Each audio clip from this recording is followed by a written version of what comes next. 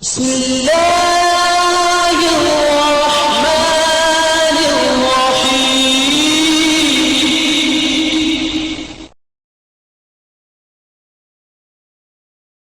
شعبان المعظم کی 15ویں شب کو پڑھنے کے لیے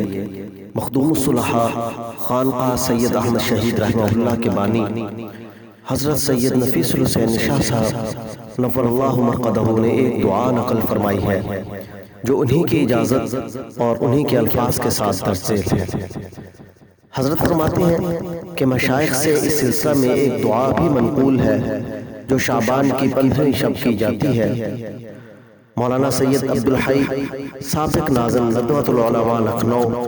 والد بزرگوار حضرت مولانا سید ابو الحسن علی ندوی رحمہ اللہ نے اس پر کچھ روشنی ڈالی ہے۔ وہ لکھتے ہیں کہ شعبان کی 15ویں شب کو نماز پڑھنا اور دن کو روزہ رکھنا مسنون ہے۔ حدیث مبارکہ میں آیا ہے کہ اللہ تعالیٰ اس مبارک شب میں آسمان دنیا سے غروب آفتاب سے صبح صادق تک تجلی فرماتا ہے اور ارشاد ہوتا ہے کہ جو شخص اپنے گناہوں کو بخشوانا چاہتا ہے وہ آئے اور اس کے گناہوں کو بخش دو۔ جو شخص رزق حلال حاصل کرنا چاہے میں اس کو روزی دوں گا، جو کسی مصیبت میں مبتلا ہو اس کو تندرست کروں گا۔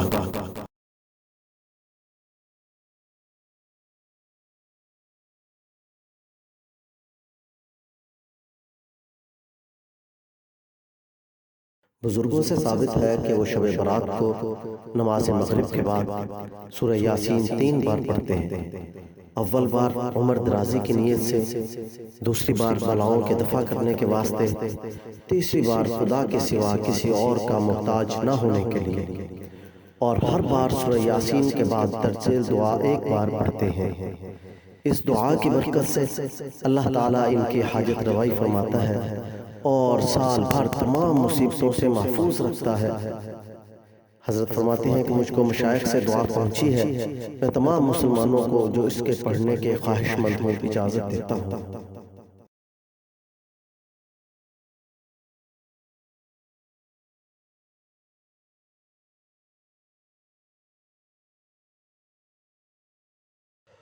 اللهم يا ذا المن ولا يمن عليك يا ذا الجلال والإكرام يا ذا الطول والإنعام لا إله إلا أنت ظهر اللاجئين وجار المستجيرين وأمان الخائفين اللهم إن كنت كتبتني عندك في الكتاب شقيا أو محروما أو مطرودا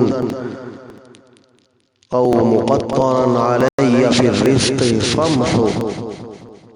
اللهم بفضلك شقاوتي وحرماني وطردي واقتتار رزقي واثبتني عندك في الكتاب سعيدا مرزوقا موفقا للخيرات فإنك قلت وقولك الحق في كتابك المنزل على لسان نبيك المرسل يمحو الله ما يشاء ويثبت وعنده الكتاب إلهي بالتجلي الأعظم في ليلة النصف من شهر شعبان المكرم التي يفرق فيها كل أمر حكيم ويبرم أن تكشف عنا من البلاء ما نعلم وما لا نعلم وأنت به أعلم إنك أنت الأعز الأكرم وصلى الله على سيدنا محمد وآله وأصحابه وسلم۔